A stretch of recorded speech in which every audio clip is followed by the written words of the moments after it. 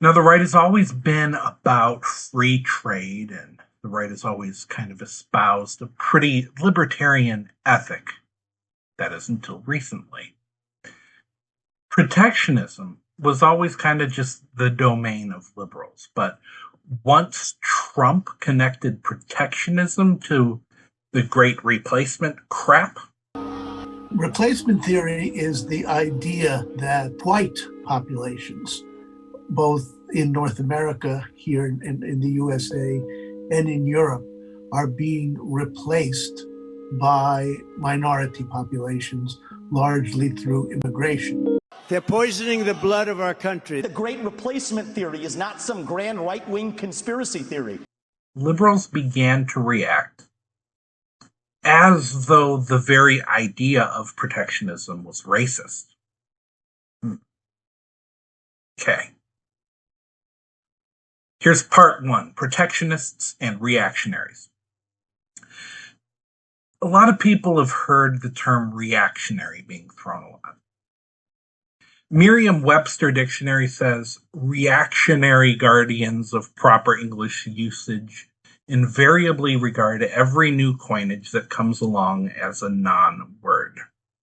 That's their illustration for what that means. A synonym might be resistant. The word reactionary has mostly been used to describe right-wingers, right-wing ideology, in that conservatives tend to react to changes to the status quo and seek to go back to when things made sense. Make America great again. That's their reaction to change. And so when progressive things happen in society, they're either dragged along kicking and screaming, or they pull the tug of war rope back in the opposite way. So that's reactionism. Now, let's talk about protectionism. Okay, so there are, broadly speaking, two ways to approach international trade. One is, air quotes, free trade, and the other is protectionism. Free trade says international trade should just be left alone so that everything can happen organically without interference from governments. Like, whatever happens, the free market should be left alone as a matter of freedom. That's what this is all about. That's the highest good. That's the sacrosanct ideal. This obviously sounds like a right-wing position. Leave everything alone. Leave the businesses alone. And that's because it was. Again, up until very recently. This means quotas and, importantly, tariffs. Those are very off-limit things in right-wing ideology, again, until very recently. Obviously, Trump represents a major shift in a lot of areas. This is one of them. There are two kinds of protectionism that we should talk about. The first kind says that trade policy should protect the economic interests of the country. So this concerns itself with what happens when jobs get lost to foreign companies, for instance. They move a factory out of the United States, and they take that factory and they set up shop in Mexico, for instance. Or when the currency of another country is cheaper, so that imported goods cost less than goods produced in your country. And that takes jobs away from the people who could produce stuff at home instead. So it means countries are buying more than they're selling, and that's called a trade deficit. And protectionism doesn't like trade deficits. The second type of protectionism is not about protecting the country per se, but about protecting domestic workers. And that's what unions are really all about. Unions are there to make sure workers aren't mistreated and that they don't have to face unfair competition from outside the country, or just in general. This is what the left has been all about for ages. Workers' rights. the dignity of labor, and all that jazz. The idea is basically also that by protecting workers in a country, you're protecting that country too. And this is just classic left-wing thought. So, on the right, free trade, free market, government out. On the left, protectionism, guidelines, workers' well-being. Again, until very recently, because once again, Trump changed quite a lot. For a guy claiming to be a conservative, to loudly proclaim protectionism, tariffs, and not just loudly either, but to make tariffs the centerpiece of his campaign. This is downright dizzying. And what happened here shows just how little principles matter to voters if they are partisan, members of their team, rah-rah Republicans, rah-rah Democrats. Now, you'd think a protectionist policy would have support among liberals and opposition among conservatives, but the opposite is happening now. Why? Well, there are a number of reasons and a lot of different thoughts from a lot of different sides, and I want to be fair. So for starters, some on the left had a take like my take, which is, yes, protectionism is a good thing. We want to protect American workers from being screwed over by slave labor overseas. There is nothing good about slave labor. And as people who care about our neighbors, and as people who care about human rights, we should want this to happen. However, if we are going to intercede in an international marketplace, we're going to need to be smarter about it. Okay, so for instance, here's my criticism of Bernie Sanders' plan, his big Medicare for all proposal. Now, I believe that healthcare should be a human right. I believe that healthcare should be universal. The problem is with Bernie's proposal. Look, we could sign a bill right now making that the case. Healthcare is now universal.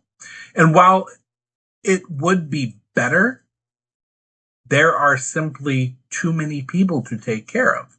There's more demand than there is supply. Supply being doctors, demand being patients.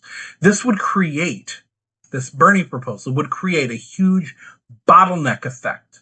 So my critique of Bernie Sanders' proposal is that, we should prioritize free medical school instead first so that there are more doctors, and then phase in universal health care so that there is supply for all the demand.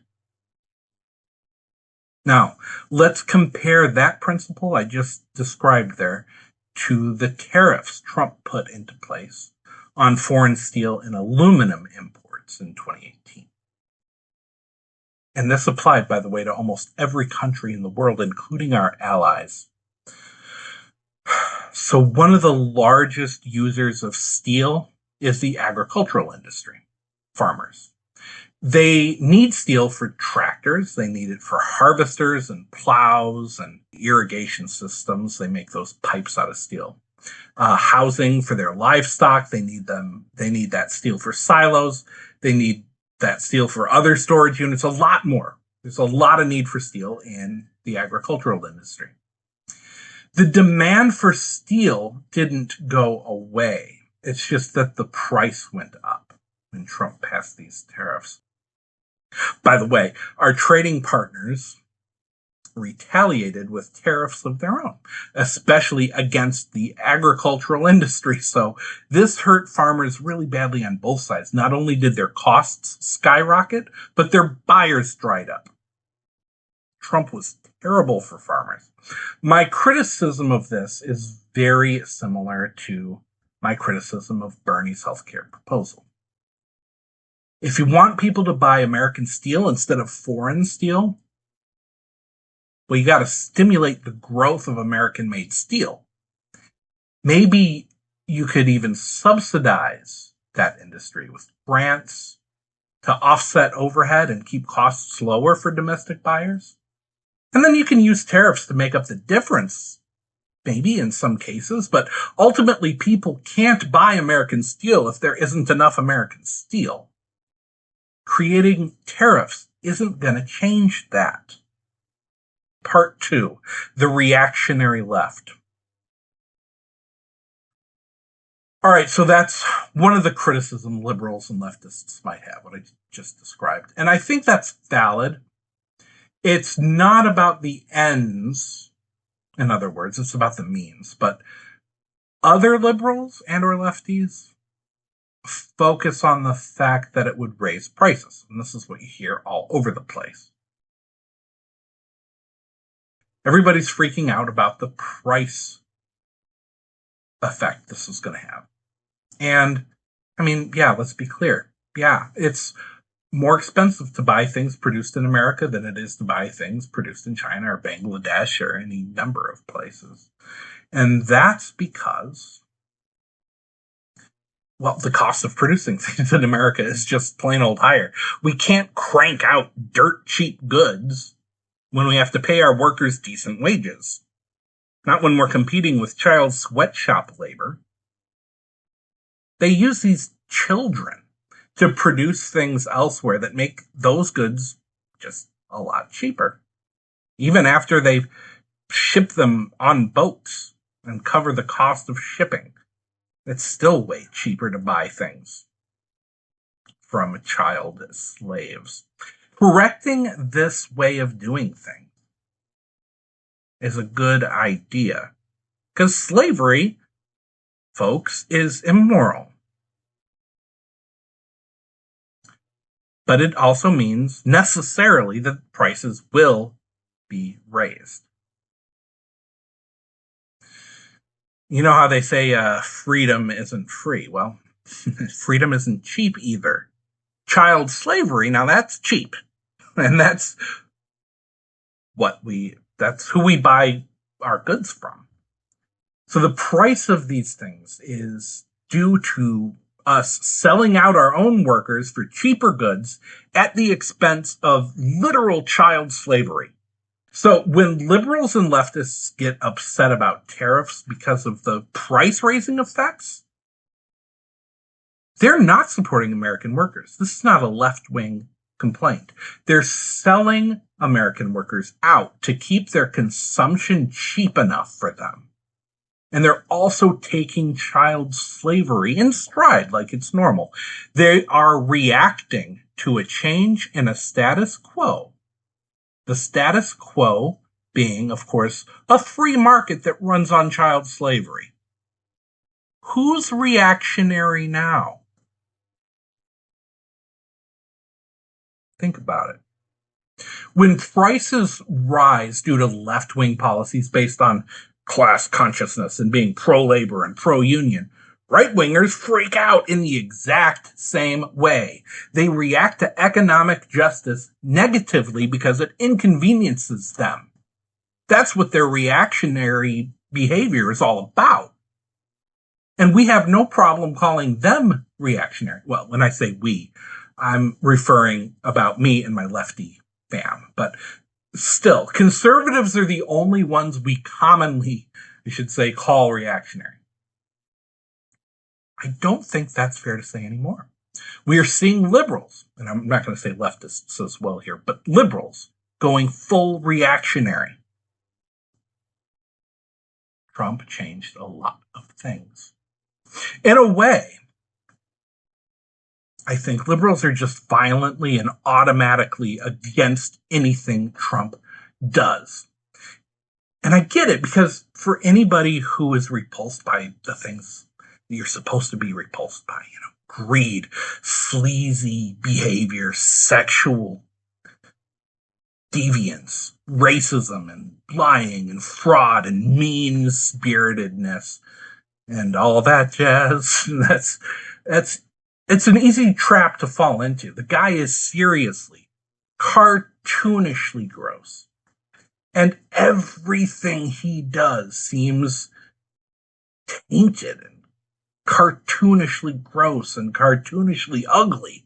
But this is also reactionary. We're reacting to Trump. It's amazing to me that it's automatically bad if Trump is doing it. Instead of taking a nuanced position based on principles, liberals would rather abandon a central building block of left-wing ideology simply because Trump is the one that wants to do it. And to be clear, I am not saying that all liberals are like that. I'm just saying that if you're a liberal and your concern with the tariffs is about rising prices, you are unprincipled and reactionary, and that is not good. The Democrats, for all their faults, and there are a lot of them, were at least not reactionary against protectionism and shutting down reliance on slavery until now. But I guess that's just one more way the Democrat establishment is crumbling. Another concern a liberal or lefty might have with the kind of protectionism we're dealing with from Trump is that this is racism. Now, is this just typical liberal tears? Everything I don't like is racist baloney? Let's take a look at it and see. Part 3, the protectionist right. Okay, first, no.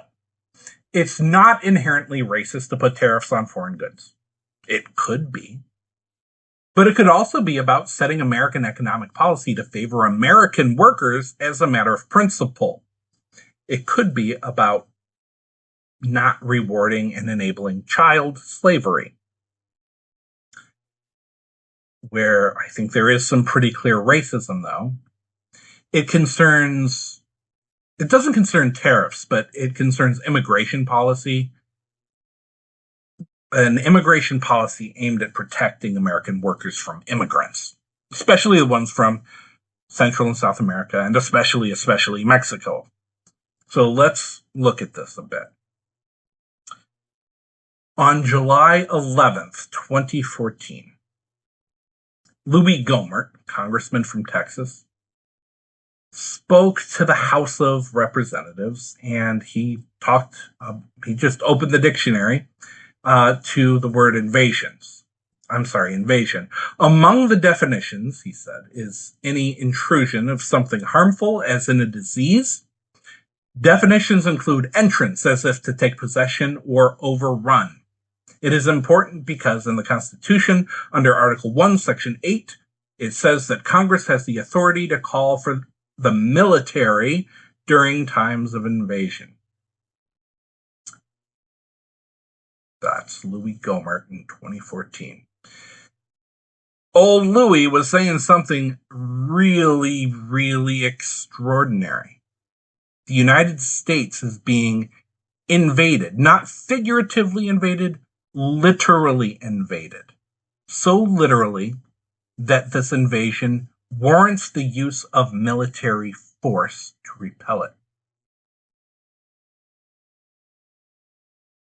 Within a year of that, Donald Trump, still outside chance, snowball in hell chance presidential candidate, started quoting this song called The Snake at many of his rallies. A lot of times he would start his rallies off by quoting the lyrics from that song.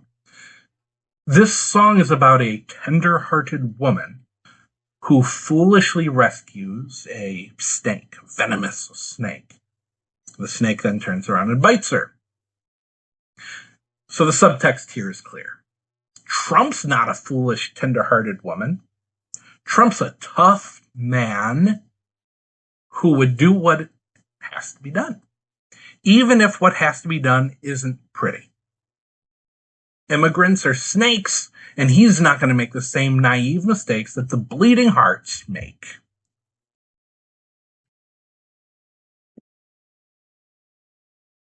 If the subtext was not clear enough, Worry not, for it has now become actual text.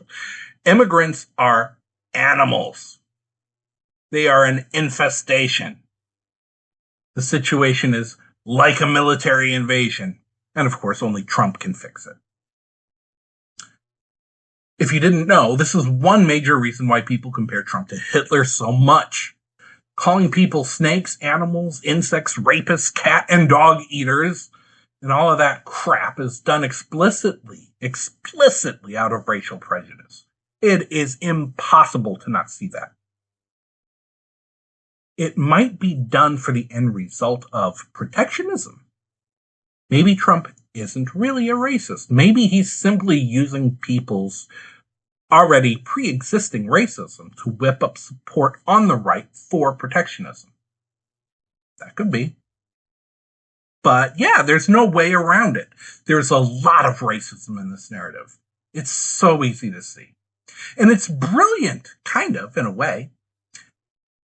Attach protectionism to white conservatives' fears. Great replacement. And they will go all in for protecting the nation, nationalism, even if there are socialist outcomes at the end of it all. Nationalism, socialism, national socialism. Fueled by a guy literally repeating Hitler's talking points and explicit language. This is where we're at. Trump has changed a lot of things. Yeah, you can see why this kind of stuff raises alarm bells with liberals and leftists. They're not wrong to notice it. But the end result of all this stuff is that Republicans have laid claim to not just anti-establishmentarianism, but Republicans have also laid claim to protectionism. Wow, what a change. The very nature of what it means to be a Democrat and what it means to be a Republican are being severely distorted. Part 4, the switcheroos. We need to recognize something here. Politics and economics are not separate spheres. They're coiled around each other. They're symbiotic things. Our lives are mediated by a sphere of politics, which moderates what ways of living are made available by law, and the sphere of economics, which moderates for whom possible ways of living are made available by material reality.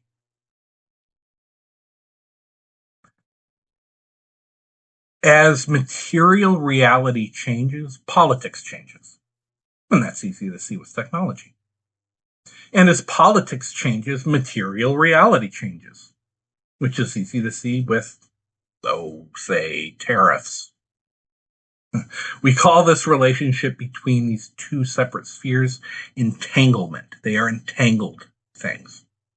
When it comes to the immigration issue, there are very real tensions and very real internal contradictions that exist between and within those entangled spheres, politics and economics.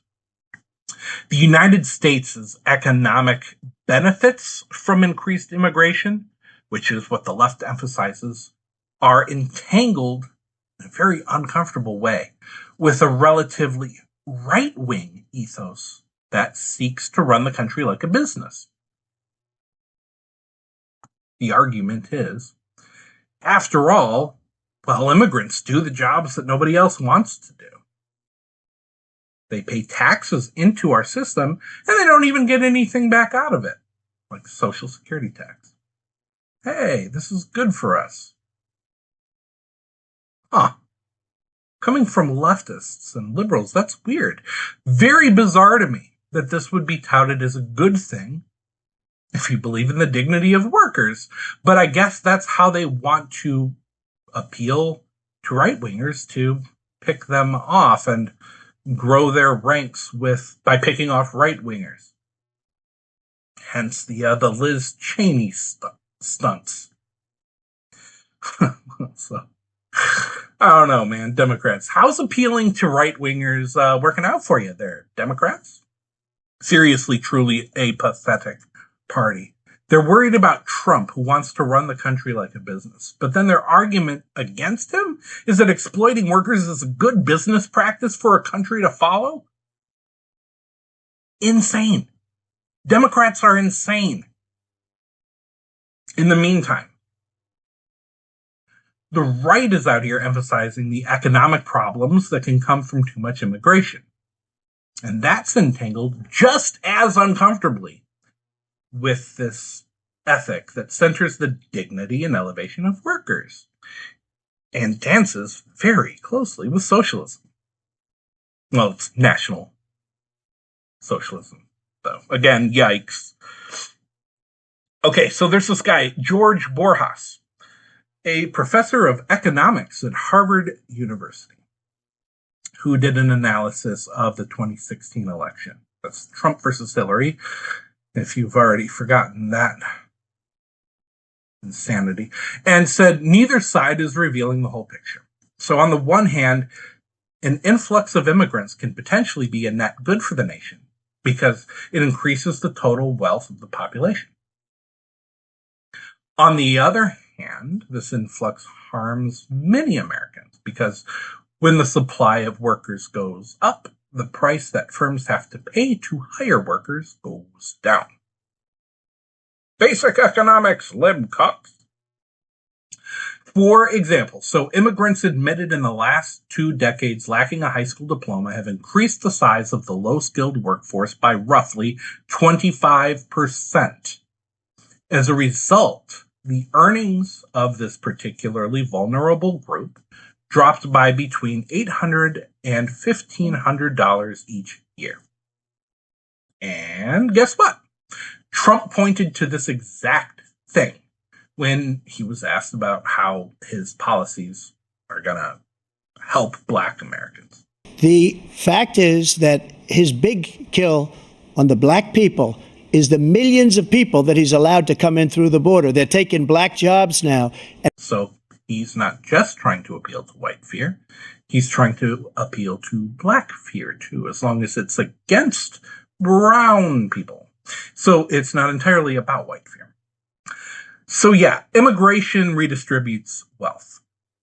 Borjas says immigration redistributes wealth from those who compete with immigrants to those who use immigrants. So from the employee to the employer. Let you sit on that for a second. In fact, he says, the net increase in the total wealth of the native population is about $50 billion annually. That's an increase so large that the economic pie accruing to all natives actually grows. I don't know that it accrues to all natives, but that's what he says. That $50 billion gain, though, is lost in the cost of all the services provided to immigrants and the lower taxes they pay, which is, of course, because they have lower earning. So this economic pie thing is a huge can of worms.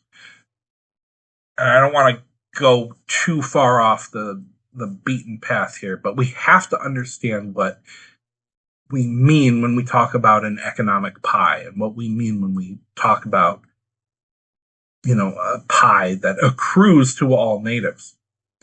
So your slice of the economic pie, my slice of the economic pie, that's the portion of the total goods and services that ends up being distributed to us.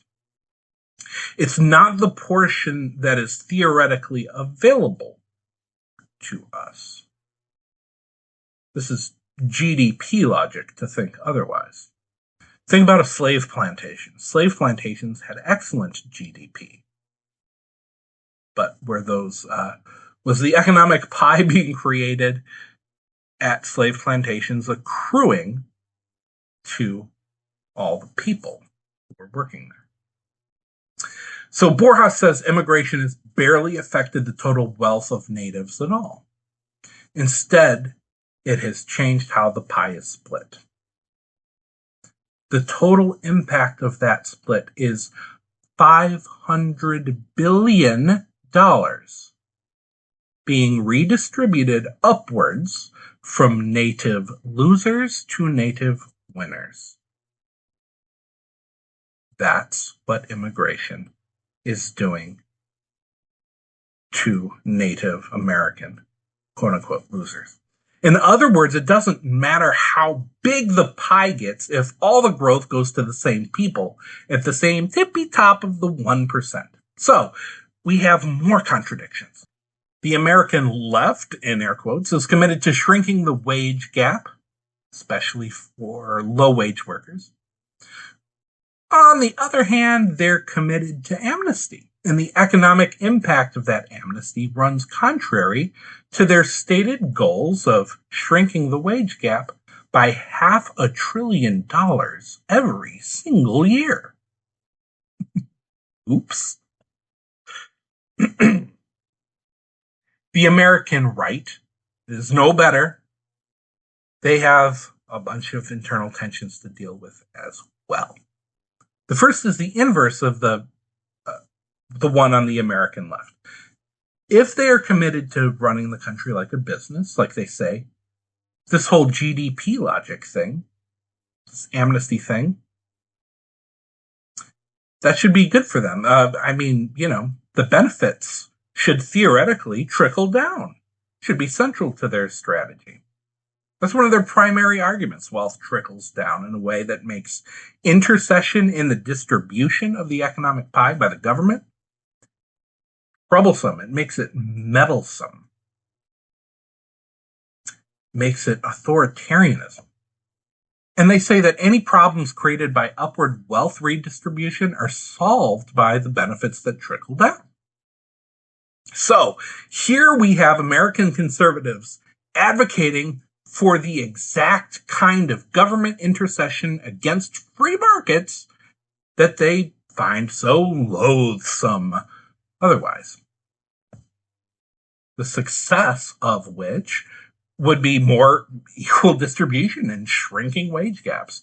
These conservatives, want to use the government to create socialist ends. What is going on? Well, it's nationalist, socialist ends. Yikes again. Part 5. Once again, the problem is profit motive. If you're running the country like a business and competing with other countries, that makes one thing very clear. Countries are essentially companies now. That's where we're at. And they compete with each other in a global marketplace. Capitalism has gone global. And that's why globalism, being glib about the forces of competition and not attending unto them, that's why that is hated and considered weak and stupid by MAGA. So all Trump is doing is trying to run the country like a business that competes better.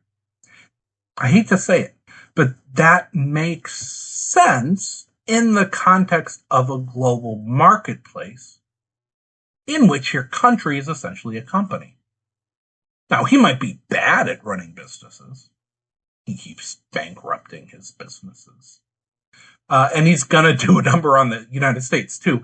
But the idea of running the country like a business makes sense in this insane situation that we find ourselves in right now. The idea is rational within the context of a very irrational system. The problem is obviously global capitalism that treats countries like businesses in a marketplace. This is an insane thing. Insane. The world should not be run by a bunch of companies trying to corner markets and defeat the competition. What is that? This sets up domination on a global scale and creates extreme problems for anyone who loses the competition. There are always losers. That's what a competition is. The purpose of a capitalist market system, at least according to people who promote it, is to create a meritocracy where the harder working and more capable you are, the better the results you'll have.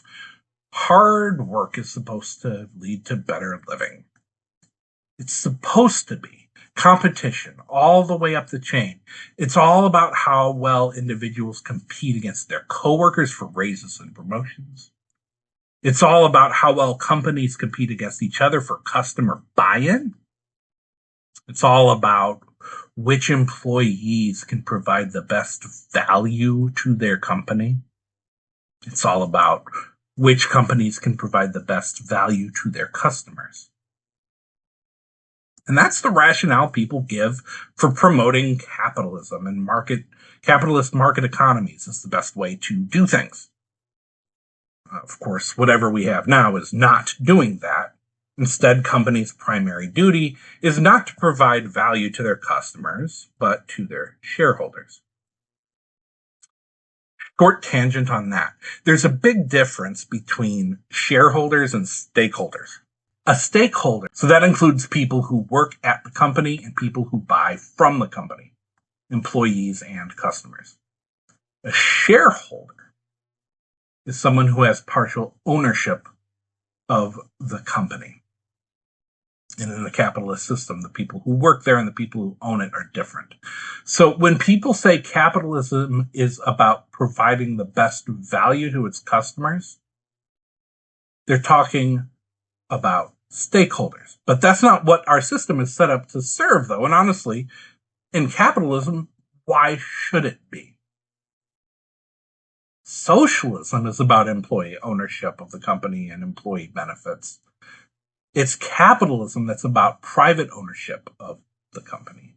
And that ownership doesn't have to have anything to do with working there or buying their products. Capitalism encourages the private ownership of companies. Capitalism encourages things to be about shareholders rather than stakeholders. It's capitalists that pushed for that. It wasn't socialists that pushed for that. And whenever anyone tries to advance the cause of stakeholders, it's called socialism. So with that in mind, if you're treating your country as a company, who exactly is your company providing value to? Its customers? No. We're actively setting out to fight our quote-unquote customers. Other countries. Are we actively setting out to provide value to our employees? Employees. Wow. That's where we're at. No, we're actively setting out to cut benefits to our employees. We're cutting healthcare, Social Security, we're cutting Medicare and Medicaid and so on. And by the way, these are not supposed to be employees. I laughed at that a second ago. They're supposed to be constituents. God. For people who scream about communism all the time, they sure do need to take a step back and see things a little more clearly. They're always going on about Stalin's Russia. Well, in Stalin's Russia, which was authoritarian socialism, by the way, and not communism, the government controlled all means of production and employment, which means the citizens were typically seen as workers contributing to the state's goals. And the idea was that the state provided jobs, citizens worked those jobs to contribute to the greater collective good. Only, citizens and employees never saw a benefit from the work they did. The harder they worked, the richer their owners got. It didn't go to them. It didn't go to the stakeholders. It went to the shareholders. Now, think about what Trump is trying to set up when he wants to run the country like a business. Think about in what way his thing is different from Stalin's thing. The guy screaming about communism. All right. All right, and think about what it would be like if it were stakeholders being provided the value of running the country like a business, which I can't stress this enough, we are not. This would mean our country is competing with other countries, using all the means at our disposal to defeat them, to make sure other companies / countries aren't buying from the competition, to crash their economy, to corner the market, even if it ruins the lives of their citizens. That's the goal in a capitalist market economy, to win. And you can't win without creating losers. The world is a capitalist market economy. This would become, at best, just normalizing us cannibalizing the economies of other countries and the lives of their people, just so we can consume more and win. At the expense of their, starvation? I guess. But it's not even that good. It's worse than that. This is a profoundly bad system we're in. We have to dismantle it. I hope that is abundantly clear. But we can't just wave a magic wand and do that. So, what? Well, people are always like, this is all so bleak. What can you do? And then you suggest a bunch of things that we can do, and they just get mad at you for it.